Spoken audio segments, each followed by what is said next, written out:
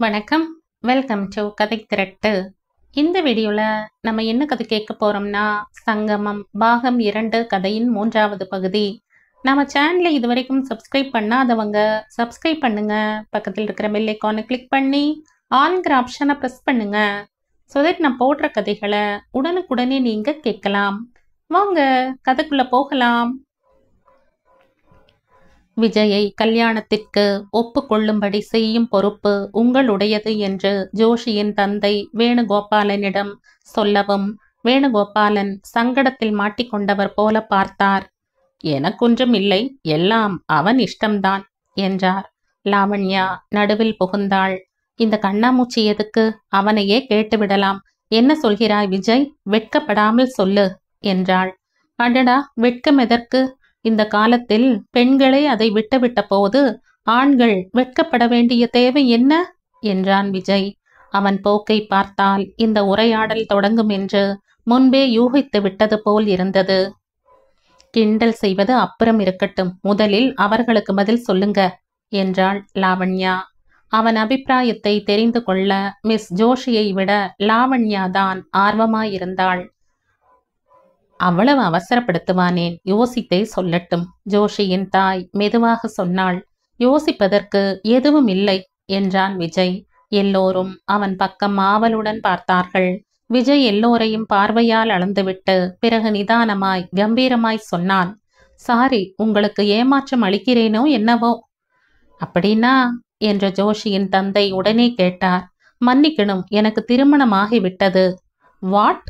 Miss ஜோஷியும் அவளுடைய தந்தையும் ஒரே சமயத்தில் கத்திவிட்டார்கள். அவளுடைய தாய் உணவை வாயருகே கொண்டு போனவள் அப்படியே நிறுத்திவிட்டாள். வேணுகோபாலன் நம்ப முடியாமல் பார்த்தார். அவன் சொன்னதை நம்பாதவள் போல புறக்கணித்து விட்டது லாவண்யா மட்டும்தான். சற்று கோபத்துடன் அவனை பார்த்து சொன்னாள். விஜய், போதும் இந்த விளையாட்டு. பெரியவர்களுடன் இப்படி வேடிக்கை பேச்சு பேசுவது முறை இல்லை. இல்லை லாவண்யா, நான் உண்மையைத்தான் சொல்கிறேன். இதோ பார், இந்த தமாஷெல்லாம் என்னிடம் வேண்டாம்.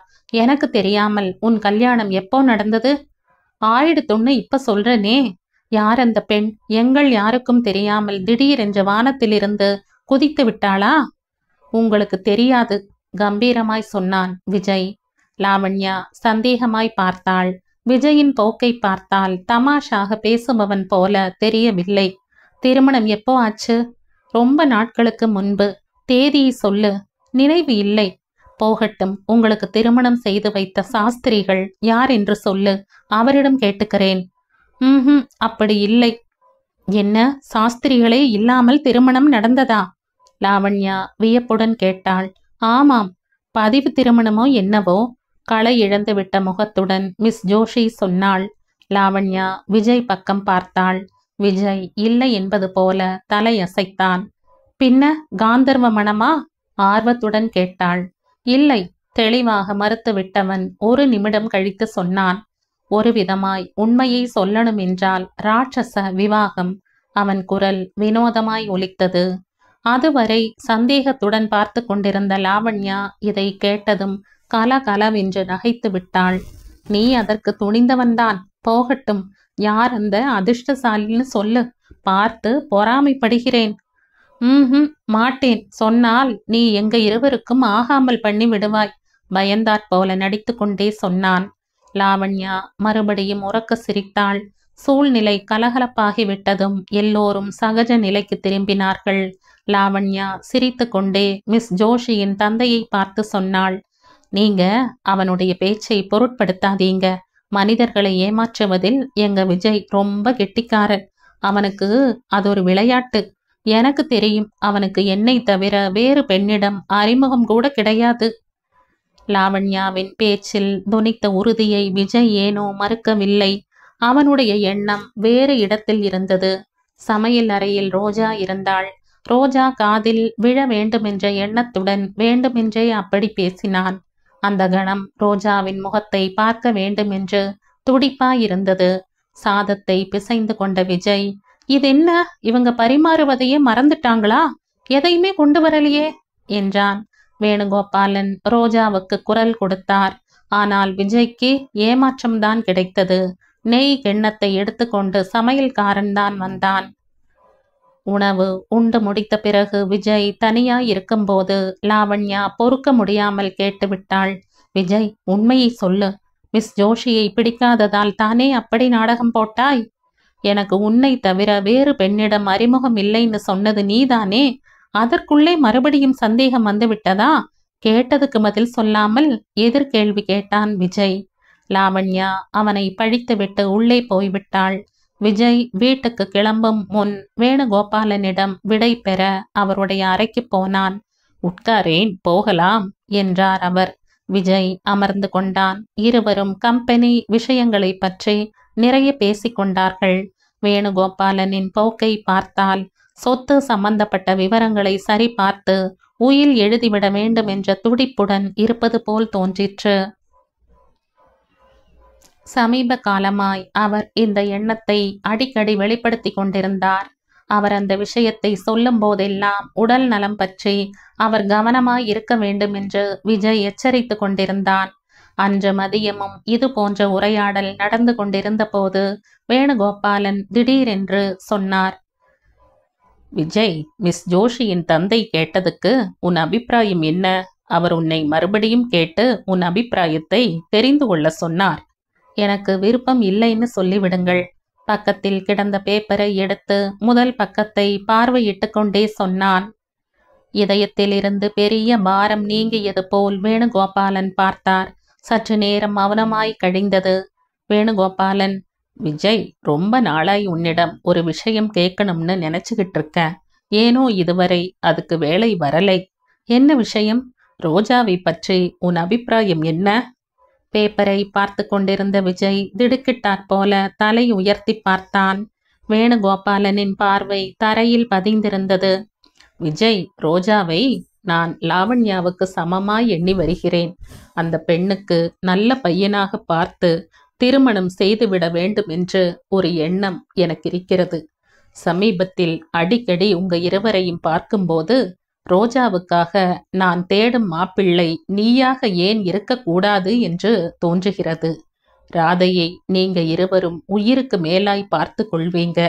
ரோஜாவை நீ மனைவியாக்கி கொண்டால் என் கடைசி காலத்தை உங்களிடம் நிம்மதியாக கழித்து விடுவேன். எனக்கு பிறகு உங்க நிழலில் ராதைக்கு எந்த குறையும் வராது என்ற நம்பிக்கை எனக்கு இருக்கு. நல்ல வேளையாய் விஜய் முகத்தை பேப்பர் மறைத்து கொண்டு விட்டது. இல்லாவிட்டால் அவன் முகம் இதற்கு முன் எப்போதும் காணாத விதமாய் சிவந்து போய்விட்டதை அவர் கவனித்திருப்பார்.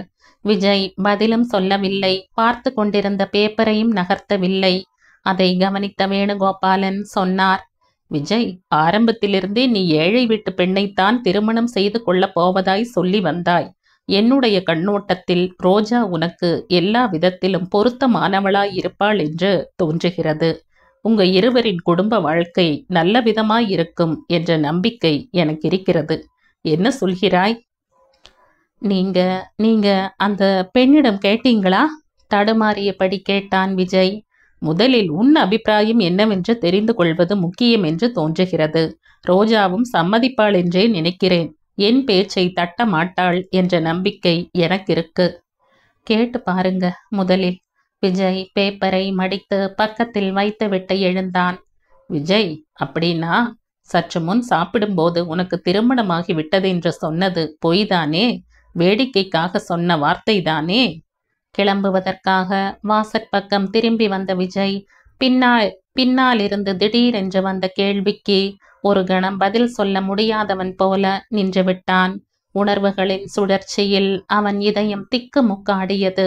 அதிர்ஷ்டவசமாய் அதே நேரத்தில் மிஸ் ஜோஷி அறைக்குள் வந்ததில் விஜய்க்கு பதில் சொல்ல வேண்டிய இக்கட்டான நிலை நீங்கியது. அப்பா அம்மா கார்டன்ல இருக்காங்க. எல்லாரும் சேர்ந்து கார்ட்ஸ் விளையாடலாம். வரீங்களா விஜய் என்ற கொஞ்சம் குரலில் மிஸ் ஜோஷி கேட்டாள். எனக்கும் கொஞ்சம் வேலை இருக்கு, இன்னொரு முறை பார்க்கலாம். மிருதுவாய் மறுத்துவிட்டு விஜய் வெளியில் சென்று விட்டான். ஜோஷியின் குடும்பம் இங்கு வந்த பிறகு லாவண்யா நிம்மதியாக உணர்ந்தாள். வீட்டில் ஓரளவு ரகளை குறைந்துவிட்டது. இந்த அமைதி அவளுடனே சென்று விடுமோ என்று பயந்துவிட்ட லாவண்யா ஏதாவது ஒரு சாக்கில் மிஸ் ஜோஷியை மேலும் சில நாட்கள் தங்க வைப்பதற்காக திட்டம் போட தொடங்கினாள். வேணுகோபாலன் மிஸ் ஜோஷியின் தந்தையிடம் விஜய்க்கு இந்த திருமணத்தில் விருப்பம் இல்லை என்று சொன்ன போதும் அவர் அதை நம்பவில்லை. ஏனென்றால் லாவண்யா சற்று முன்தான் விஜய் சுமூகமாயிருப்பதாக சொல்லியிருந்தாள். தந்தை மகள் இருவரில் யாருடைய பேச்சை நம்புவதென்று அந்த தம்பதிகளுக்கு புரியவில்லை. கடைசியில் விஜயின் அபிப்பிராயத்தை தானே சுயமாய் தெரிந்து கொள்ள முடிவு செய்தாள் மிஸ் ஜோஷி. யோசிக்க யோசிக்க லாவண்யாவுக்கு விஜய் மிஸ் ஜோஷியை திருமணம் செய்து கொண்டால் நன்றாகத்தான் இருக்கும் என்று தோன்றியது. விஜயிடம் தனக்கு எப்படியும் உரிமை இருக்கு. மிஸ் ஜோஷியும் ஓரளவு நல்ல சிநேகிதிதான். தந்தை வீட்டில் கிடைக்காத ஆதரவை எதிர்காலத்தில் அவர்களிடம் பெறலாமே. அதான் விஜயிடம் மறுபடியும் கேட்டாள். மிஸ் ஜோஷியை திருமணம் செய்துக்க உனக்கு என்ன ஆட்சேபனை? உண்மையை சொல்லு. நீதான் யாரையுமே பண்ணிக்க விடமாட்டேன்னு சொன்னியே. இந்த வேடிக்கை பேச்சு எல்லாம் அப்புறம் உன் மனதில் இருக்கும் எண்ணம் என்னவென்று சொல்லு. என் மனதில் மிஸ் ஜோஷியை பற்றி சொல்லும்படியாக எந்த எண்ணமும் இல்லை. பணம் உன்னை தேடி வந்தால் இப்படி மறுப்பது விவேகமா? பணம் தானே வந்தால் நல்லதுதான். அதனால் அது பின்னாடி நாம் ஓடுவது என் பார்வையில் முட்டாள்தனம். உழைக்காமல் அநியாயமாய் வரும் பணத்தின் மீது எனக்கு மதிப்பு கிடையாது. உன்னை போன்ற பிடிவாதக்காரனை நான் எங்கும் பார்த்ததில்லை. உனக்கு வரப்போறவள் யாரோ ரொம்ப கஷ்டப்பட போகிறாள். குட். அந்த வார்த்தையை மிஸ் ஜோஷியிடம் சொல்லிவிடு. சிரித்து கொண்டே சொன்னான் விஜய். நாளை மாலை அவர்கள் ஊருக்கு கிளம்புகிறார்கள். நாளை காலை அவர்களை உன் வீட்டுக்கு சாப்பிட கூப்பிடு என்றாள் லாவண்யா. நானா? எதுக்கு? லாவண்யா பொய் கோபத்துடன் பார்த்தாள். என்ன மனுஷன் நீ?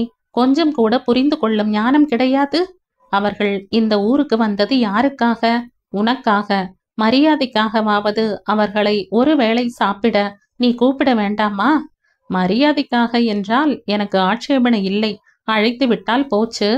உடனே விஜய் அவர்களை தன் வீட்டுக்கு சாப்பிட அழைத்தான். அவர்களுடன் வேணுகோபாலனையும் லாவண்யாவையும் அழைத்தான். விஜய் விருந்துக்கென்று தனியாய் அழைத்ததில் மிஸ் ஜோஷிக்கு லாவண்யாவின் பேச்சில் நம்பிக்கை வந்தது. தான் இங்கேயே இருந்து அவன் அபிப்பிராயத்தை தெரிந்து கொள்வது மட்டும் இல்லை, தேவையானால் எப்படியாவது அவனை தன் வசப்படுத்தி கொள்ளும் வழியையும் கண்டுபிடிக்கணும். இந்த விஷயத்தில் லாவண்யாவின் முழு ஒத்துழைப்பு கிடைக்கும் என்பதில் சந்தேகமே இல்லை. இந்த யோசனை வந்ததும் மிஸ் ஜோஷி லாவண்யாவுடன் இன்னும் நெருக்கமாய் பழகத் தொடங்கினாள். மறுநாள் காலை ரோஜா வந்தபோது வேணுகோபாலன் ஏற்கனவே குளித்து முடித்து வழக்கத்துக்கு மாறாக பஞ்சகச்சம், ஜிப்பா, அங்கவஸ்திரம் உடுத்தி கொண்டு ஹாலில் யாருக்காகவோ எதிர்பார்ப்பது போல அமர்ந்திருந்தார். உள்ளே வந்த ரோஜாவை பார்த்ததும், வந்து விட்டாயா கண்ணம்மா? வா வா என்றார். அவள் அவர் அருகில் சென்றாள். என்ன விஷயம் என்றாள். விஜய் உனக்காக வந்துவிட்டு போனான். இதோட 2 தடவை போன் செய்தான். ரோஜாவுக்கு இதய துடிப்பு நின்று விட்டாற் போல இருந்தது. எதுக்கு என்று தடுமாறிக்கொண்டே கேட்டாள். இன்று எங்களை விருந்துக்கு கூப்பிட்டிருக்கிறான். சமையலுக்கு ஒரு மாமியை வர சொல்லி இருந்தானாம். அந்த அம்மா இதுவரை வரவில்லையாம். கொஞ்சம் ரோஜாவை அனுப்பி வைங்கன்னு கேட்டான். ரொம்ப சகஜமாய் சாதாரணமாய் அவர் சொன்ன விஷயத்தை கேட்டதும் ரோஜாவின் கன்னங்கள் ரத்தம் தெறிக்கும் அளவுக்கு சிவந்து விட்டன. ஜீவனே இல்லாத சோர்வாக இருந்த அந்த கண்களில் ரொம்ப நாட்களுக்கு பிறகு ரோஷம் பளபளத்தது. சமையல்காரி வரவில்லையாம், தன்னை வர சொன்னானாம். எத்தனை துணிச்சல், எவ்வளவு திமிரு! இப்படி வர சொல்வதில் அவன் எண்ணம்தான் என்ன? தான் சமையல்காரிக்கு சமம் என்றுதானே? ரோஷமும் தன்மானமும் போட்டியிட ரோஜா தலையை உயர்த்தினாள். போகட்டும், அதைவிட உயர்ந்த மதிப்பை அந்த ராட்சசன் இடமிருந்து எதிர்பார்ப்பது முட்டாள்தனம். சீக்கிரமாய் கிளம்பு ரோஜா. ராதையையும் உன்னுடன் அழிச்சுக்கிட்டு போகிறையா? நானா? ரோஜாவின் முகத்தில் காணப்பட்ட மாற்றத்தை அவர் கவனித்து விட்டார். உடனே அவளின் கைகளை பற்றி கொண்டு வெகுளித்தனமாய், இதோ பாரு ரோஜா, விஜய் நமக்கு அந்நியன் இல்லை என்று நான் உன்னிடம் அடிக்கடி சொல்லி இருக்கிறேன். நீ என்னிடம் எத்தனை உரிமையுடன் இருப்பாயோ அதற்கு 2 மடங்கு உரிமையுடன் அவனிடம் நீ பழகலாம். நான் அதிகமாய் புகழ்வதாய் மட்டும் நினைக்காதே. அவனை போன்ற குணாதிசயம் படைத்தவர்கள் 1,00,000 இருப்பார்களோ என்னவோ. விஜய் வீட்டுக்கு நான் போக மாட்டேன் என்று சொல்ல வாயெடுத்த அவள் அவருடைய பேச்சை கேட்டதும் திகைத்து போனவளாய் அவரையே பார்த்து கொண்டிருந்தாள். விஜய் போன்றவர்கள் லட்சத்தில் ஒருவர் இருந்தால் அதிசயம். அவர் சொல்வது உண்மைதான். அவ்வளவு கடினமான இதயமும் பகுத்தறிவு இல்லாத அகங்காரமும் சாதாரணமாய் யாருக்குமே இருக்காது. இது தன்னை அவமானப்படுத்தும் எண்ணம்தான். இல்லாவிட்டால் இன்று அவனுக்கு வேறு சமையல்காரியே கிடைக்கவில்லையாமா? ரோஜா உதட்டை கடித்து கொண்டு தலையை திருப்பிக் கொண்டாள். விஜய்க்கு எங்கே இடைஞ்சல் ஏற்பட்டு விடுமோ என்ற பதட்டத்துடன் எப்போதும் அவன் பக்கமே யோசித்து கொண்டிருக்கும் இவருக்கு தன் நெஞ்சில் எரிமலையாய் கனன்று கொண்டிருக்கும் இந்த பயங்கரமான உண்மையை எப்படி சொல்வது? அவளை விஜயிடம் அனுப்ப வேண்டும் என்றும் அவர்களுக்கிடையே தனிமை ஏற்படுத்தி தர வேண்டும் என்றும் அவர் துடிப்புடன் இருந்தார். அவர் மனதில் இருந்து இந்த எண்ணத்தை பற்றி துளி கூட அறியாத ரோஜா முள் மீது நிற்பது போல உணர்ந்தாள். நேரமாகிவிடப் போகிறது, கிளம்பு கிளம்பு என்று அவர் அவசரப்படுத்தினார். நீங்களும் என்னுடன் வாங்க, சன்னமான குரலில் சொன்னாள். நானா? இப்ப லாயர் வரப்போகிறார், அவருடன் பேச வேண்டும். அந்த வேலை முடிந்ததும் வருகிறேன். அவள் மறுப்பது போல தலையசைத்தாள். நீங்க வராவிட்டால் நான் போக மாட்டேன். இங்கு வரப்போறவங்க அங்கேயே வரட்டும், எதிர் வீடுதானே என்றாள் பிடிவாதமாய். கன நேரம் ரோஜா முகத்தை கூர்ந்து பார்த்தவர் என்ன நினைத்து கொண்டாரோ, சரி வா போகலாம் என்று எழுந்து கொண்டார். லாவண்யா, மிஸ் ஜோஷி, அவளுடைய பெற்றோர் எல்லோரும் சேர்ந்து கடை தெருவுக்கு ஷாப்பிங்காக சென்றிருந்தார்கள். ரோஜா வேணுகோபாலன் சொன்னதன் பேரில் வீட்டை பூட்டி கொண்டு கிளம்பினாள். விஜய் வீட்டில் மறுபடியும் இவ்விதமாய் கால் வைக்க வேண்டி வரும் என்று கனவிலும் நினைத்திராத அவளுக்கு இன்று அந்த வீட்டு வாசற்படி ஏறும்போது இதயம் படபடத்தது. வேண்டாம் என்று நினைத்த போதும் பழைய நினைவுகள் மனதில் அலையாய் மோதின. விஜய், வேணுகோபாலன் குரல் கொடுத்தவாறு உள்ளே வந்தார். வாங்கய்யா வாங்க, பெரிய தம்பி மாடியில் இருக்காங்க, தோ கூப்பிடுறேன். லக்ஷ்மி எதிரே வந்து வரவேற்றாள்.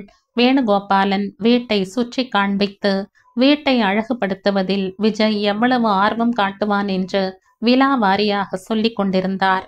மாடியில் தன் அறையில் ஃபைல்களை பார்வையிட்டு கொண்டிருந்த விஜய் இவர்கள் வந்துவிட்டதாக லக்ஷ்மி சொன்னதும் அந்த பேப்பர்களை அப்படியே எடுத்துக்கொண்டு கீழே வந்தான். படி இறங்கிக் கொண்டிருந்தவன் ரோஜாவை பார்த்ததும் நின்று விட்டான். அவளும் அவனை பார்த்தாள்.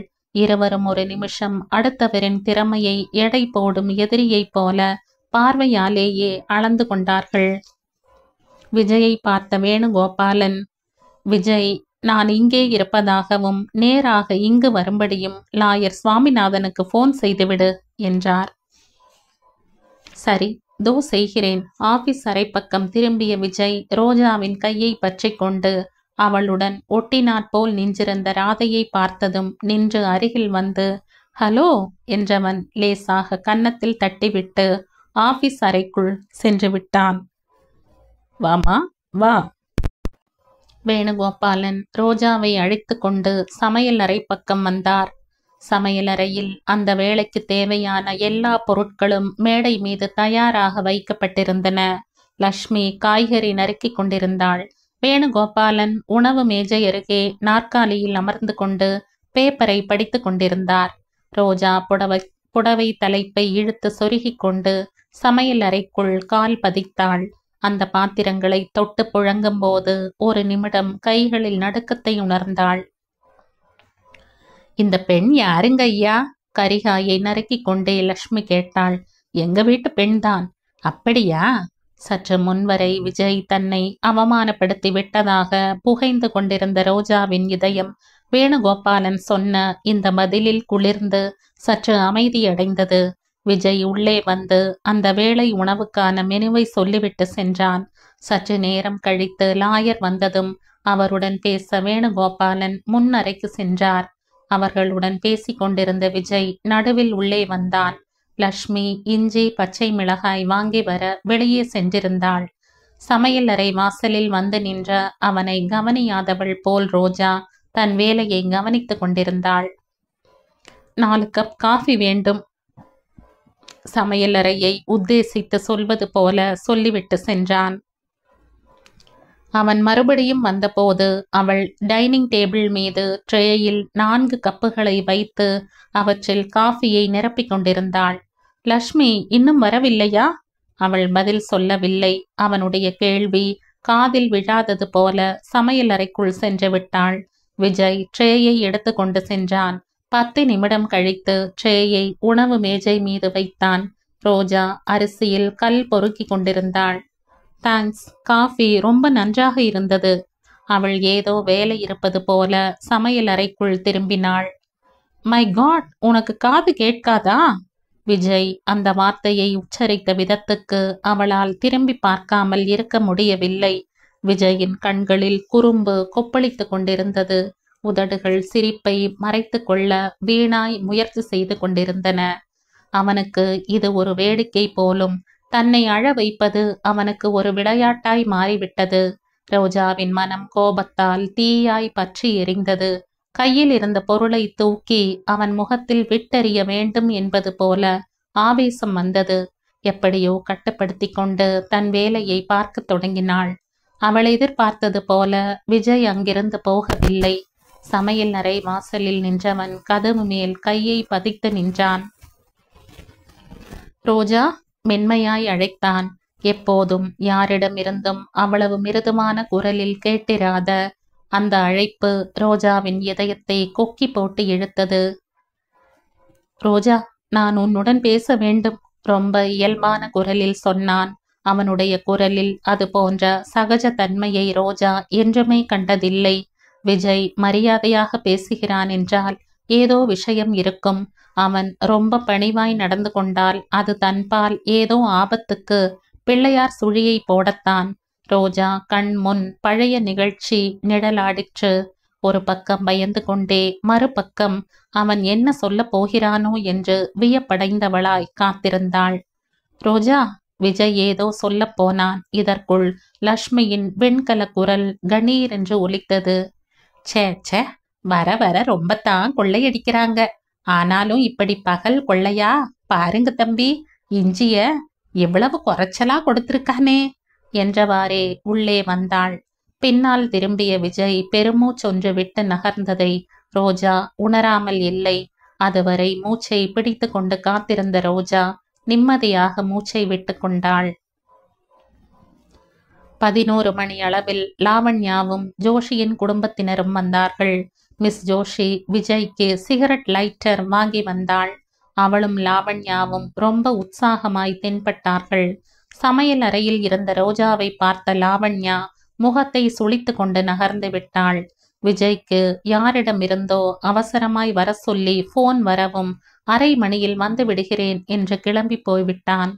சமையல் வேலை முடித்ததும் ரோஜா எல்லாவற்றையும் டைனிங் டேபிள் மீது அழகாக அடுக்கி வைத்துவிட்டு வேணுகோபாலன் அருகில் வந்தாள். என்னம்மா, முடிந்து விட்டதா என்று கேட்டார். முடிந்து விட்டது, நான் வீட்டுக்கு கிளம்புறேன் என்றாள் ரோஜா. அதற்குள்ளேயா? ஏமா? ஒன்றுமில்லை, கொஞ்சம் தலைவலியா இருக்கு. என்னவோ போல் இருக்காயே, உடம்பு சுடுறதா? பதட்டத்துடன் கேட்டார். ரோஜா இல்லை என்பது போல தலையசைத்தாள். சாப்பிடாமலேயே போய்விடப் போகிறாயா? வேண்டாம், பசியே இல்லை. விஜய் வரட்டும், சொல்லிவிட்டு போகலாம். வலிய வந்த சிரிப்புடன் சொன்னாள் ரோஜா. நான் இங்கு வந்தது அவர் கேட்டுக்கொண்டதால் இல்லையே, நீங்க வர சொன்னீங்க, வந்தேன். வேலை முடிந்து விட்டது, போய் வருகிறேன். வேணுகோபாலன் என்ன நினைத்து கொண்டாரோ என்னவோ ரோஜாவை மேலும் வற்புறுத்தவில்லை. அவர் கவனித்து கொண்டுதான் இருந்தார். லாவண்யாவும் மிஸ் ஜோஷியும் ரோஜாவை பார்வையாலேயே குத்தி கிழிப்பது போல நடந்து கொண்டதை, அதனால் ரோஜா கிளம்புவதாக சொன்னதும் டிரைவரை அழைத்து வீட்டில் கொண்டு விட்டு வர சொன்னார். ரோஜா கிளம்பி போய்விட்டாள். அரை மணியில் திரும்புவதாக சொன்ன விஜய் 1/4 மணியிலேயே திரும்பிவிட்டான். வீட்டிற்குள் நுழைந்ததும் நேராக உள்ளே வந்தான். உணவு மேஜையின் மீது எல்லாம் அழகாக நேர்த்தியாக அடுக்கி வைக்கப்பட்டிருந்ததை பார்த்து திருப்தி அடைந்தான். வாஷ் பேசின் அருகில் சென்று முகம் கைகளை கழுவிக்கொண்டே லக்ஷ்மியிடம், சின்னம்மாவை கூப்பிடு என்றான். எந்த சின்னம்மா? இப்ப சமையல் செஞ்சாங்களே அந்த சின்னம்மாவா என்றாள் லக்ஷ்மி. ஆமாம். இல்லையே தம்பி, வீட்டுக்கு போயிட்டாளே. போய்விட்டாளா? ஆமாம் தம்பி, இப்பதான் நீங்க வரும் முன் கிளம்பி போனாள். ரோஜா போய்விட்டாளா? நம்ப முடியாதவன் போல வேணுகோபாலனிடம் வந்து கேட்டான் விஜய். ஆமாம் விஜய், உடம்பு சரியில்லை என்று சொன்னதும் நான் தான் அனுப்பிவிட்டேன். வேலையெல்லாம் முடிந்து விட்டது என்றார் வேணுகோபாலன். விஜய்க்கு என்றுமே இல்லாத விதமாய் அவர் மீது கோபம் வந்தது. ரோஜா போய்விட்டாளா? வேலை முடிந்து விட்டதாம். போய்விட்டாளாம். ரோஜாவை தான் இந்த வீட்டுக்கு வர சொன்னது வேலைக்காகத்தானா? ஜோஷி குடும்பத்தாரை சாப்பிட அழைக்க சொல்லி லாவண்யா வற்புறுத்திய போது தட்ட முடியாமல் ஒப்புக்கொண்ட விஜய்க்கு அன்று இரவுதான் அந்த யோசனை வந்தது. எப்படியாவது ரோஜாவை இந்த வீட்டுக்கு வர செய்து தனிமை ஏற்படுத்தி கொண்டு தன் மனதில் இருப்பதை கேட்டுவிட வேண்டும் என்று நினைத்தான். முதலில் ரோஜா வரமாட்டாள், மறுத்து விடுவாள் என்று பயந்தான். ரோஜா இந்த வீட்டில் காலடி வைக்கும் வரை அவனுக்கு நம்பிக்கையே இல்லை. சமையலறையில் வீட்டுக்கு உரியவளாய் உரிமையாய் காரியம் செய்து கொண்டிருந்த ரோஜாவை பார்க்கும்போது அவன் மனதில் அந்த பெண்ணை தன் மனைவியாய் திருமணம் செய்து கொண்டதாகவும் அவள் மீது தனக்கு உரிமை இருப்பதாகவும் தோன்றத் தொடங்கியது. ரோஜாவுடன் தனிமையில் பேச விரும்பி எதிர்பார்த்த அந்த வாய்ப்பு கிடைத்து விட்டது போல் பிரம்மையை ஏற்படுத்தி அதற்குள் நழுவிவிட்டது. அந்த வீட்டில் காலையில் இருந்து குடியிருந்த மகிழ்ச்சி, உற்சாகம் திடீரென்று காணாமல் போய்விட்டது போல் தோன்றியது. மிஸ் ஜோஷி லாவண்யாவுடன் சாதாரணமாய் பேச வேண்டுமென்றாலும் எரிச்சலாயிருந்தது. வேறு வழி இல்லாமல் மரியாதைக்காக புன்முறுவலுடன் அவர்களை சாப்பிட அழைத்தான். வேணுகோபாலனின் வாயிலிருந்து செந்துவை பற்றிய கேள்வி எப்போது வந்து விடுமோ என்று உயிரை கையில் பிடித்து கொண்டு காத்திருந்த ரோஜாவுக்கு அந்த கணம் வரத்தான் செய்தது. ஒரு பக்கம் செந்துவை பற்றிய உண்மையை மறைப்பது தவறு என்று தெரிந்த போதும் மறுபக்கம் இந்த விஷயம் தெரிந்தால் தான் இந்த வீட்டிலிருந்து சாசுவதமாய் விடை பெற வேண்டியிருக்கும். அதன் பின் தன் எதிர்காலம் என்னவென்று ரோஜாவால் யூகிக்க முடியவில்லை. அன்று மதிய உறக்கத்துக்கு பிறகு எழுந்த வேணுகோபாலனுக்கு ஹார்லிக்ஸ் கலந்து எடுத்து வந்தாள் ரோஜா. டம்ளரை எடுத்துக்கொண்டே அவர் கேட்டார், என்னம்மா, செந்து வந்தானா? ரோஜாவின் இதயம் வேகமாய் இயங்கியது. தலை குனிந்து கொண்டு அவர் கேட்டது காதில் விழாதது போல போய்விட நினைத்தாள். வாசற்பக்கம் திரும்பி 2 அடியும் வைத்து விட்டாள். பிறகு என்ன நினைத்து கொண்டாளோ அவர் பக்கம் திரும்பினாள். ஊரில் இருக்கானா? ஹார்லிக்ஸை ஸ்பூனால் கலக்கி கொண்டே கேட்டார். இருக்கிறான் என்பது போல தலையசைத்தாள். அன்று ஏன் வரவில்லையா? வந்தானாம். வந்தானா? எப்போ? நாம் கிளம்பி போன பிறகா? சரையில் என்ற தலையை உயர்த்தி கொண்டே கேட்டார். இல்லை, நாம் இருக்கும் போதே. வேணுகோபாலன் ஹார்லிக்ஸ் கோப்பையை பக்கத்தில் வைத்து விட்டார். நாம் இருக்கும்போதே வந்தானா? பின் நமக்கு தென்படவில்லையே, ஏன்? வியப்புடன் பார்த்தார். உங்களை அவனுக்கு முன்பே தெரியுமாம். பூமிக்கடியில் புதைந்து விட்டவள் போல கூறினாள் ரோஜா. அவரிடம் இந்த விஷயத்தை வெளியிடுவது நினைத்த அளவு எளிதாக இல்லை. நாக்கு வறண்டு விட்டது போல் தோன்றியது. என்னை தெரியுமா? எனக்கு தெரிந்தவனா செந்து? அவர் நம்ப முடியாதவர் போல பார்த்தார். ஆமாம், எப்படின்னா? அவள் உடலில் இருந்த சக்தியை எல்லாம் திரட்டி கொண்டவள். நீங்க முன்பு ஒரு தடவை ரயில்வே ஸ்டேஷனில் நகையை திருட்டு கொடுத்துவிட்டு மீட்டதாக சொன்னீங்களே, நினைவிருக்கா? அதுக்கும் இதுக்கும் என்ன சம்பந்தம்? அவருக்கு புரியவில்லை. ஆமாம், அதனால் என்ன? அந்த நகையை திருட முயன்றவன்தான் செந்து. இடி விழுந்தாற் போல பார்த்தார் வேணுகோபாலன். உங்களை பார்த்து உங்கள் முன்னால் வருவதற்கு பயந்து விட்டான். நீங்க என்னையும் செந்துவையும் மன்னித்து விடுங்க. கண்கள் நீர் திரையிட பார்வையை தாழ்த்தியபடி கூறினாள் ரோஜா. இத்தனை நாளும் தான் பார்க்க வேண்டும் என்று துடித்து கொண்டிருந்த ரோஜாவின் தம்பி யாரு? ரயில் நிலையத்தில் தன்னிடமிருந்து நகையை பறிக்க முயன்று தன் கையால் கன்னத்தில் அறை வாங்கிய திருடனா? அவருக்கு கண்களை இருட்டி கொண்டு வந்தது. ரோஜா, நீ? தடுமாறியவராய் அவளை நோக்கி எழுந்தார். அவள் தலை உயர்த்தி பார்த்து கம்மி விட்ட குரலில் சொன்னாள், நீங்க என் தந்தை போன்றவர், என்னை மன்னித்து விடுங்க. இந்த விஷயத்தை நான் அப்பவே சொல்லி இருப்பேன். ஆனால் லாவண்யாவின் நெக்லஸ் காணாமல் போய்விட்ட ரகளையில் பயந்து விட்டேன்.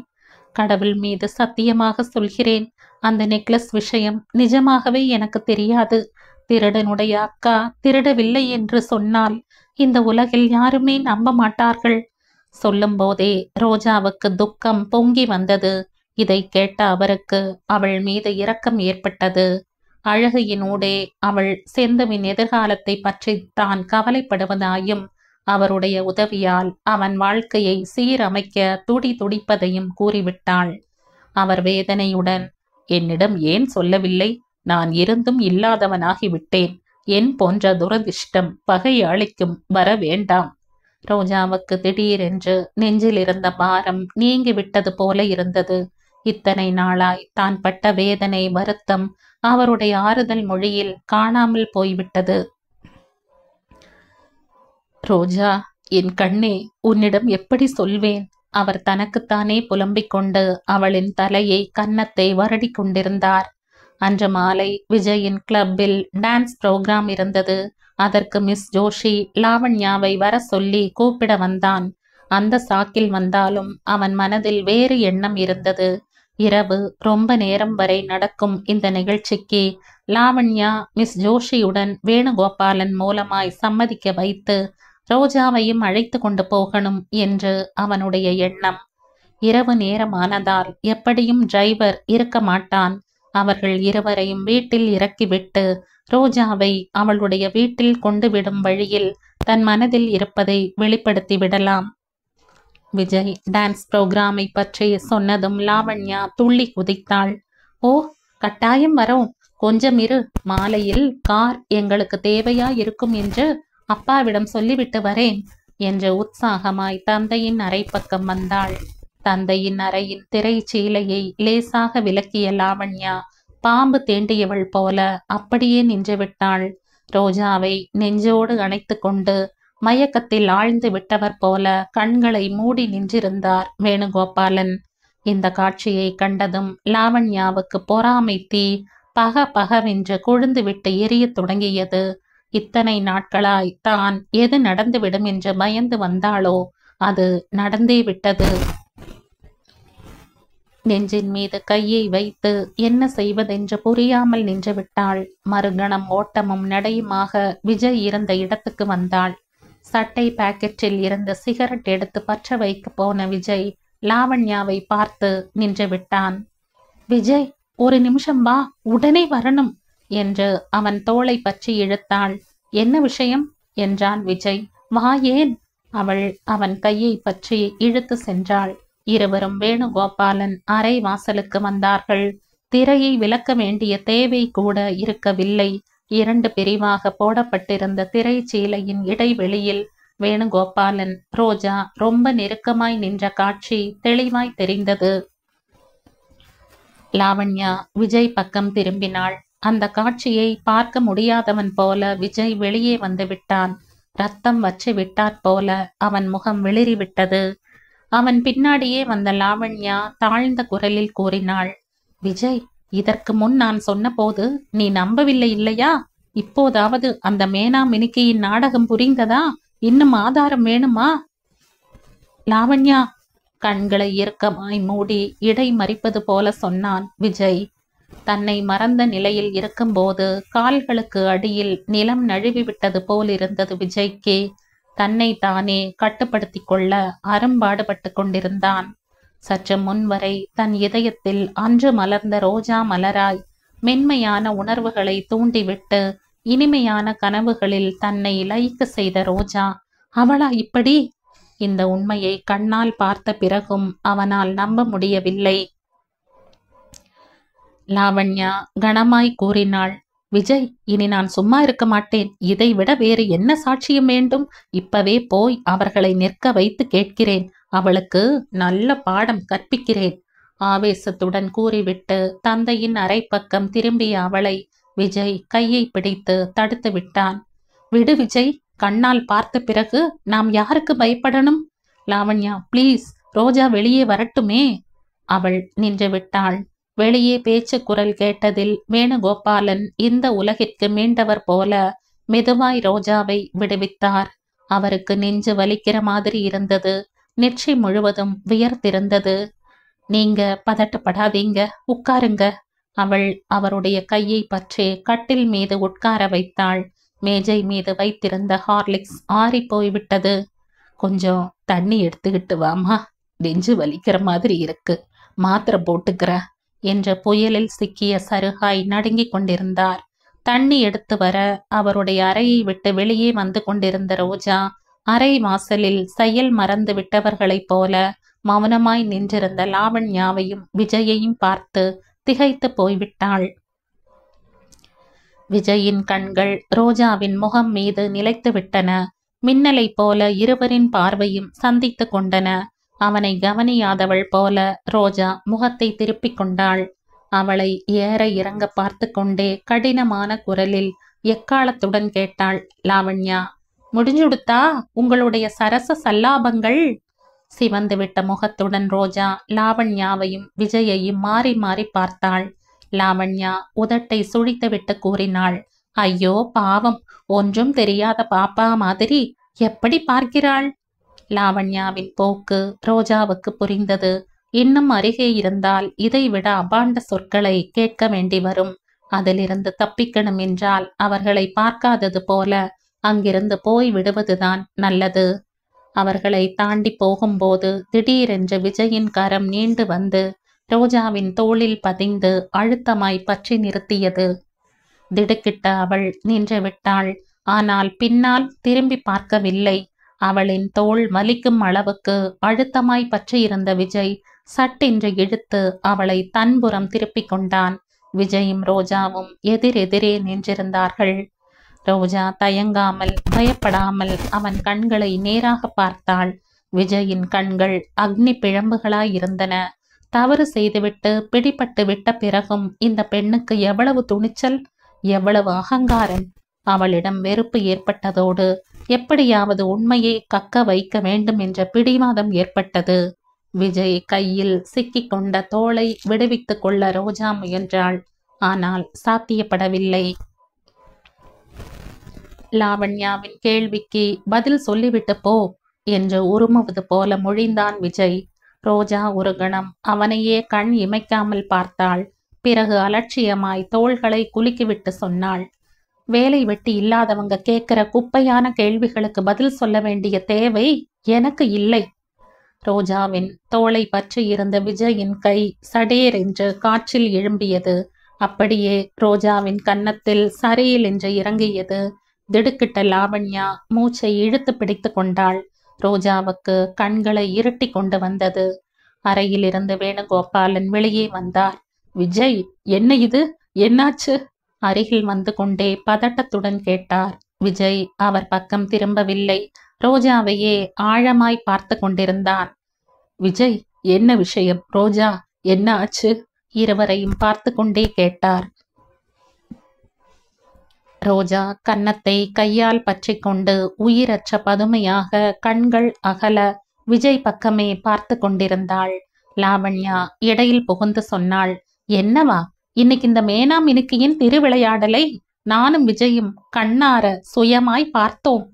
வாயை மூடு என்ற மகள் பக்கம் திரும்பிய வேணுகோபாலன் கத்தியே விட்டார்.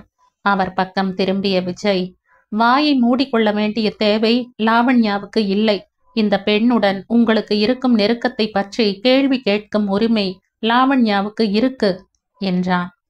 விஜய், உனக்கு புத்தி கலங்கி விட்டதா? அவளுடைய சின்ன புத்திக்குத்தான் எதுவும் விபரீதமாய் படும். ஆனால் நீ? ஆமாம், நானும் பதிலை எதிர்பார்க்கிறேன். தாடை எலும்பை இறுக்கி கேட்டான் விஜய். விஜய், உனக்கு மூளையே இல்லை. இப்படி வா, என்னோடு வா, நான் சொல்கிறேன் என்று அவனுடைய தோளை பற்றி தன் அறைக்குள் தள்ளிவிட்டு தானும் உள்ளே போனார். அடுத்த நிமிடம் அந்த அறையின் கதவுகள் மூடிக்கொண்டன.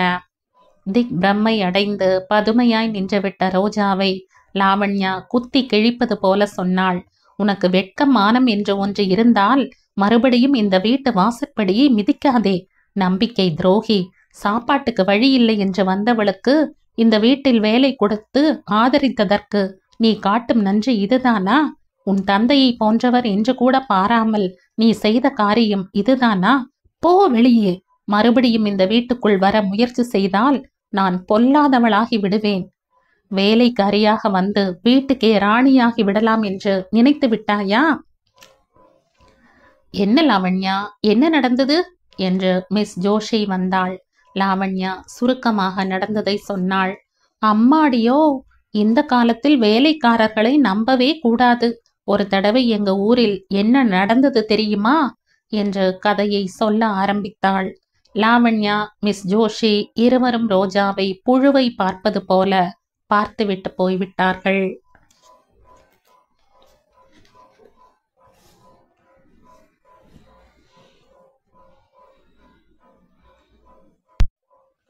இந்த கதையின் தொடர்ச்சியை அடுத்த பதிவில் கேட்கலாம். நன்றி.